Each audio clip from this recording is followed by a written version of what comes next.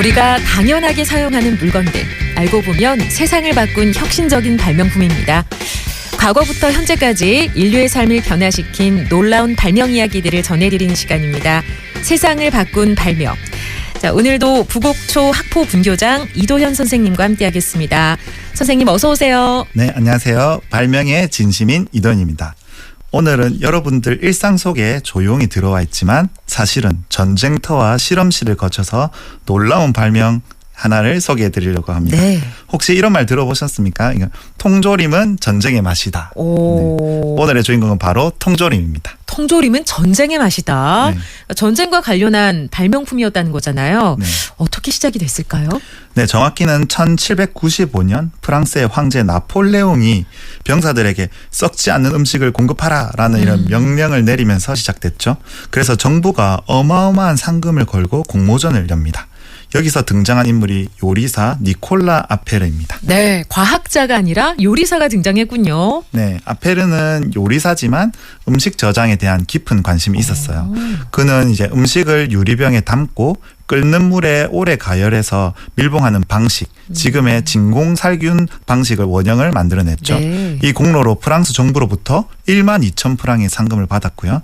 훗날 보존식품의 아버지라는 별명도 얻게 됩니다. 그렇군요. 니콜라 아페르. 네. 그래요.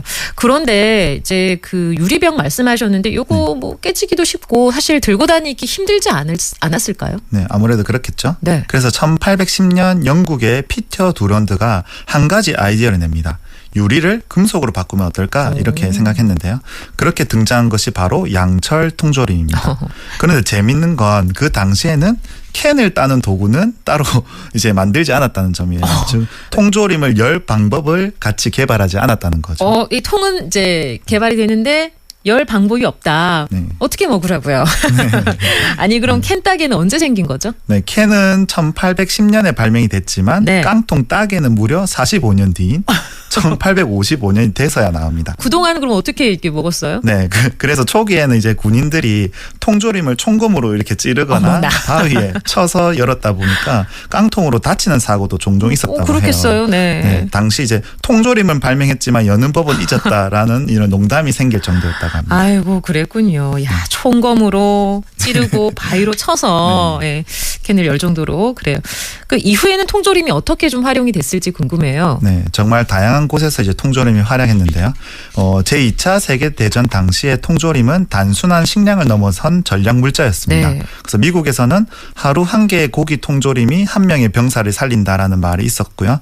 실제로 전쟁 중에 통조림을 실은 선박이 격침되면 보급선의 손실로 전투까지 큰 영향을 미치기도 했습니다. 네. 당시 통조림 수급은 전투력 그 자체였다고도 할 수 있죠. 그리고 1, 2차 세계대전은 물론이고 그 이후에 극지 탐험이나 우주 개발, 심지어 해저 탐사에서도 통조림은 중요한 역할을 했고요.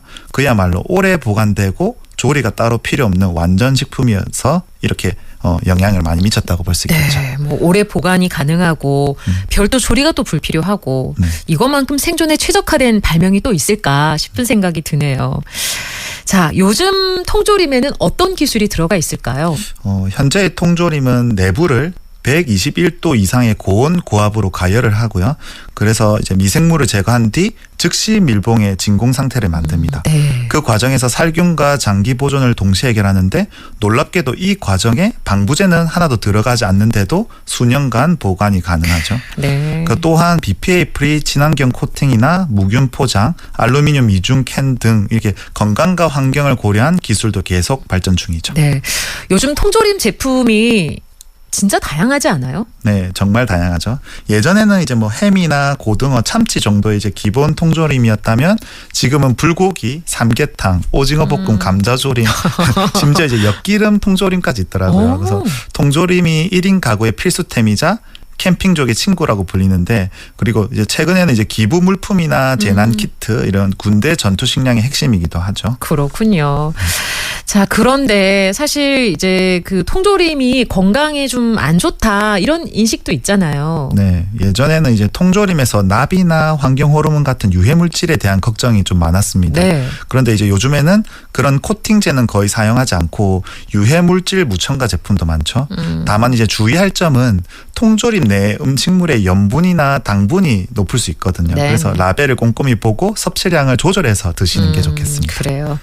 자, 그럼 시선 조금 달리해서 통조림은 문화적으로 좀 어떤 의미가 있을까요?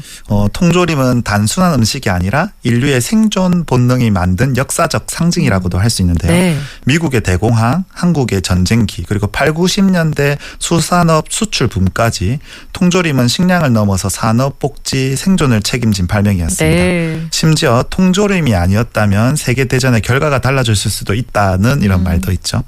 그리고 이제 통조림을 문화적으로 바라볼 때 재밌는 건 세계 각국마다 자국형 통조림에 대한 자부심이 꽤 이렇게 있다는 건데요. 네. 대표적으로 이제 태국은 코코넛 밀크 카레 통조림이 자부심이 있고요. 네. 일본은 전통 생선 통조림, 독일은 당연히 이제 소시지 통조림이 네. 세계적이고요. 아무래도 한국은 참치. 네, 맞습니다. 매운맛 참치캔에 굉장히 자부심을 가지고 있다고 합니다. 그래서 나라의 입맛과 식문화가 통조림에도 그대로 반영되어 있는 거죠. 그래요. 이제 깡통 하나에 담긴 이야기가 이렇게나 많습니다. 네, 맞습니다. 통조림 하나에 나폴레옹의 고민, 요리사의 실험 정신, 전장의 생존 전략, 그리고 현대인의 실용성이 모두 담겨 있죠. 다음에 이제 통조림을 드실 때는 캔 따개를 탁 딸 때 그 안에 200년의 발명 정신이 깃들어 있다는 것을 떠올리시면 좋겠습니다. 야, 이제 참치캔 먹을 때 진짜 소중하게 아껴 맛있게 먹을 것 같습니다. 자, 오늘도 유익하고 든든한 이야기였습니다. 이도현 선생님과 함께했습니다. 고맙습니다. 네, 다음 시간에도 통조림에 담긴 반찬처럼 짭짤하고 든든한 이야기, 여러분의 생활을 바꾼 발명 이야기로 돌아오겠습니다. 감사합니다. 네, 세상을 바꾼 발명, 오늘은 통조림에 대해 알아봤습니다.